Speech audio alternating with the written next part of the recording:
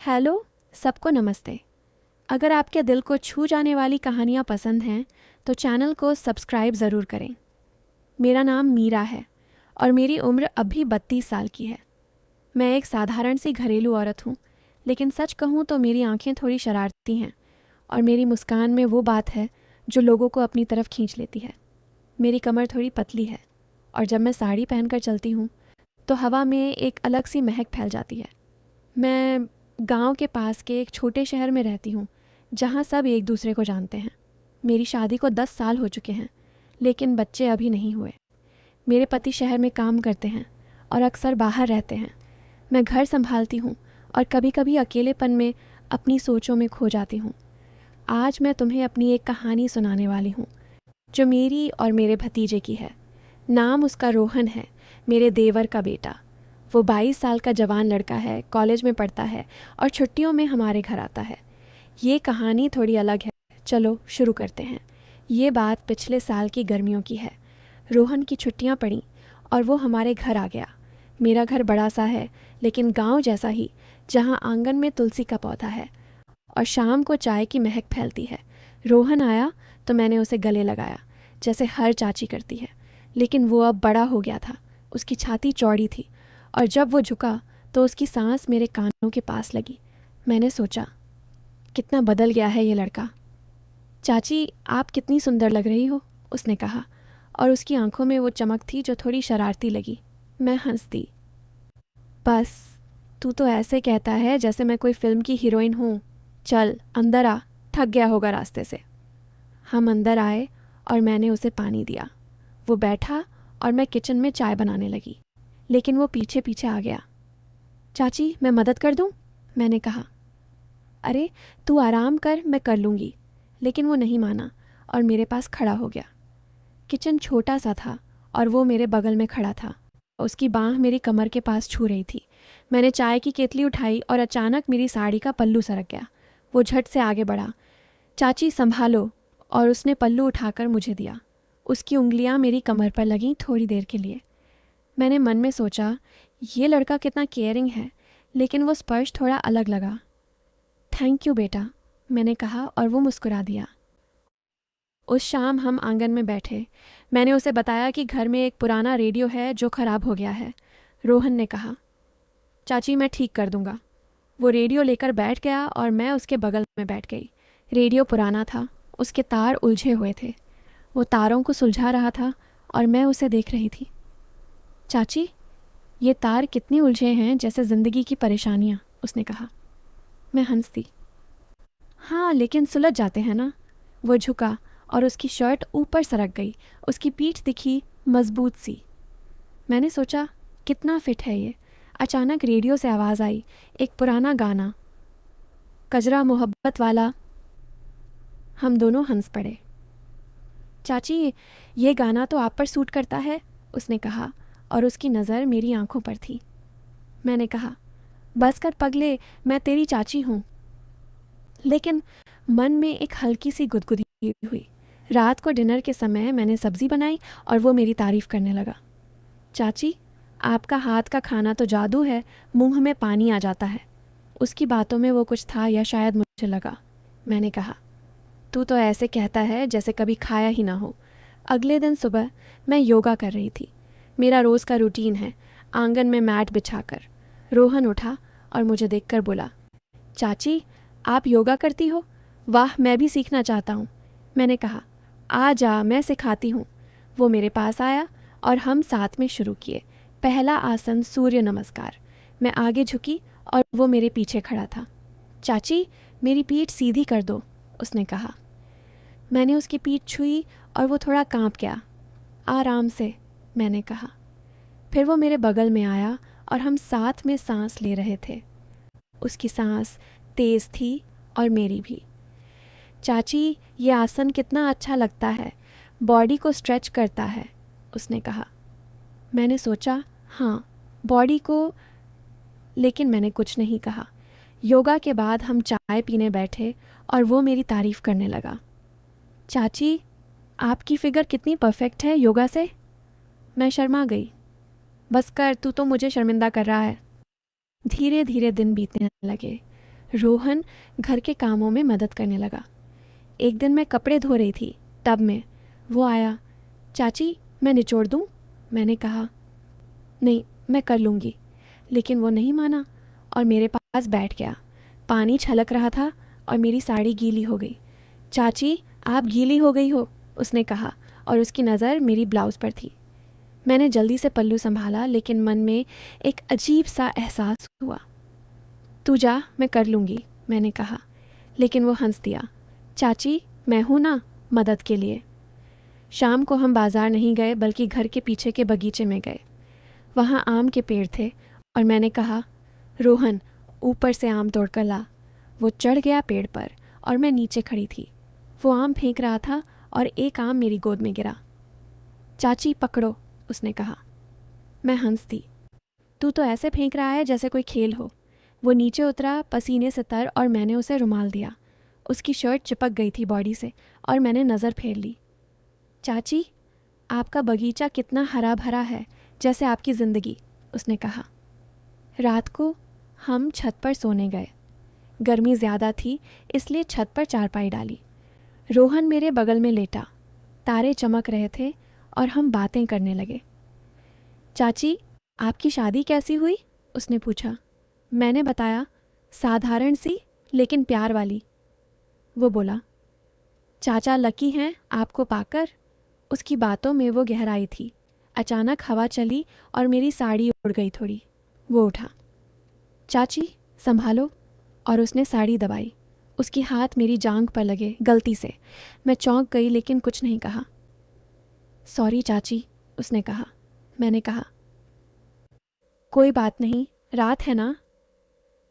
हम बातें करते रहे, उसकी ज़िंदगी के बारे में, कॉलेज की, गर्लफ्रेंड की।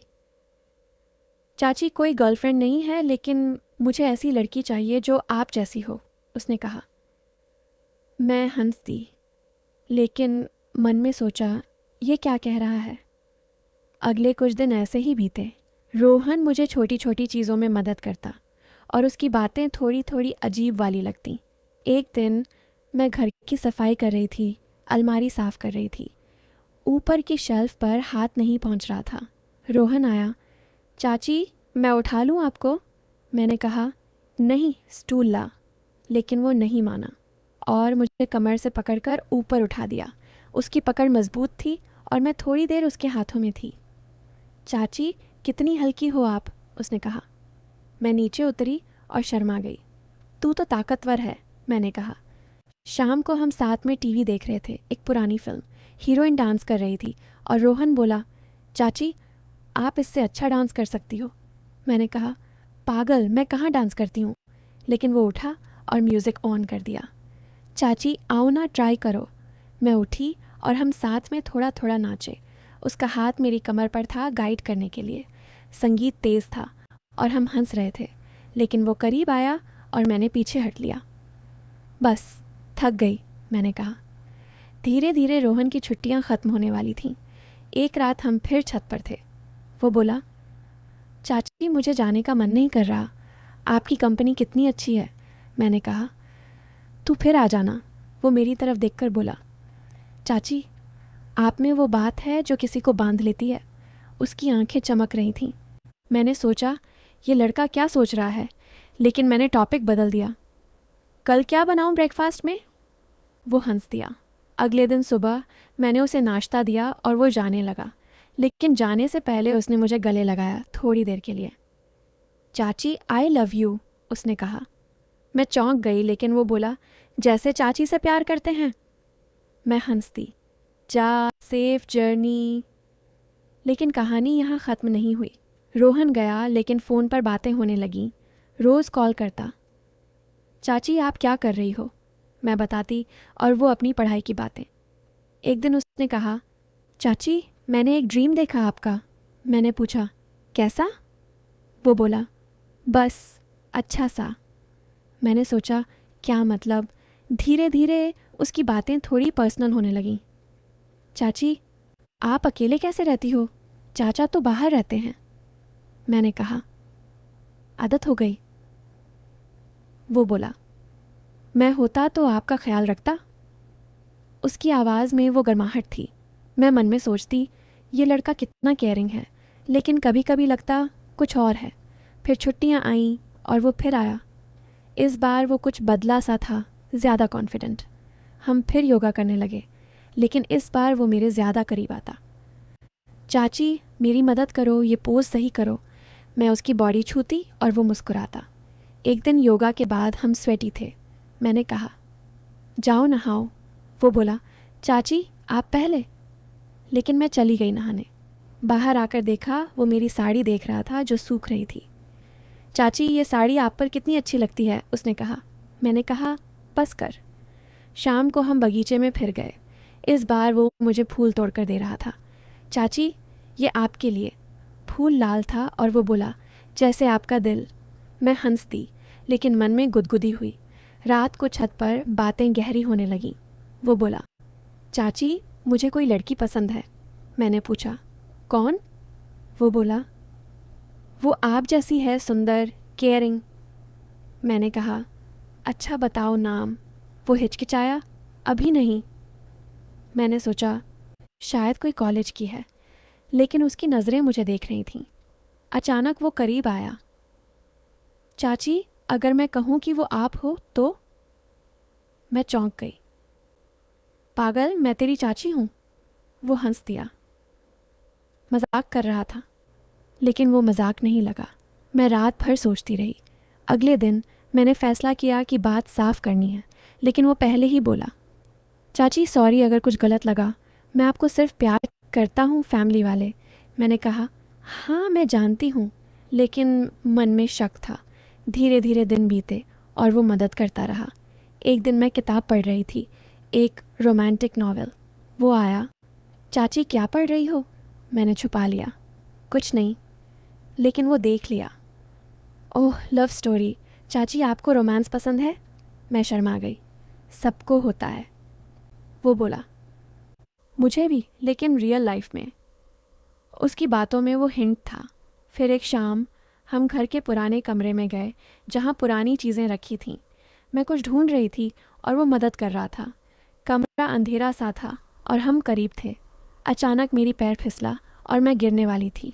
वो ने मुझे पकड़ लिया कमर से। हमारी सांसें मिली थोड़ी देर के लिए। चाची संभलो, उसने कहा, लेकिन उसकी पकड़ ढीली नहीं हुई। मैंने खुद को छुड़ाया। Thank you. लेकिन वो पल अजीब था। मैंने सोचा क्या हो रहा है। धीरे धीरे मैंने नोटिस किया कि रोहन बदल रहा है। वो ज़्यादा बातें करता, लेकिन अब थोड़ी सीरियस। एक दिन उसने कहा चाची मैं एक लड़की से मिला हूँ, नाम है नेहा। मैं खुश हुई। वाह बताओ उसके बारे में। वो बताने लगा वो सुंदर है, लेकिन आप जितनी नहीं। मैंने कहा बस कर। लेकिन मन में राहत हुई। वो नेहा की फ़ोटो दिखाता और मैं सलाह देती। चाची आपकी तरह बनना चाहती है वो। मैं हंसती। छुट्टियां ख़त्म हुईं और वो गया, लेकिन इस बार जाते समय उसने कहा चाची आप मेरी बेस्ट फ्रेंड हो। मैंने गले लगाया, लेकिन अब वो स्पर्श अलग नहीं लगा। फ़ोन पर बातें जारी रहीं, लेकिन अब नेहा की ज़्यादा। एक दिन उसने कहा चाची नेहा से शादी करूँगा। मैं बहुत खुश हुई। और अब ट्विस्ट। असल में रोहन की नेहा कोई और नहीं, बल्कि मेरी छोटी बहन की बेटी थी जो दूर रहती थी। मैंने कभी नहीं सोचा था। जब शादी हुई तो पता चला कि रोहन की वो सारी बातें, वो सब नेहा के लिए थे, लेकिन वो मुझे टेस्ट कर रहा था कि मैं कैसी चाची हूँ। असल में वो मुझे अपनी बहन जैसा मानता था, और वो शरारतें सिर्फ मजाक थीं। शादी में वो बोला चाची आपकी वजह से नेहा से मिला, क्योंकि आपने सिखाया प्यार क्या है। मैं हंस दी और सब खुश हुए। सोचने वाले अब समझ गए होंगे कि प्यार फैमिली का भी होता है, और वो सस्पेंस सिर्फ दिमाग की उपज था। कहानी अच्छी लगी ना? ये ज़िंदगी है जहाँ सब कुछ वैसा नहीं होता जैसा लगता है। इसमें प्यार है, हंसी है, और वो थोड़ी सी शरारत भी जो दिल को गुदगुदाती है। ये थोड़ी अलग है, थोड़ी मज़ेदार, थोड़ी रहस्यमयी, थोड़ी मसालेदार लगी शुरू में, लेकिन अंत अच्छा। लोग सोचते रहे कि कुछ होगा, लेकिन हुआ कुछ और अच्छे लोग देखते कि ये दोस्ती की कहानी है। सब खुश। दोस्तों अगर आपको ये कहानी अच्छी लगी तो चैनल को सब्सक्राइब करें, शेयर करें और वीडियो को लाइक करें, शेयर करें। Thanks for watching.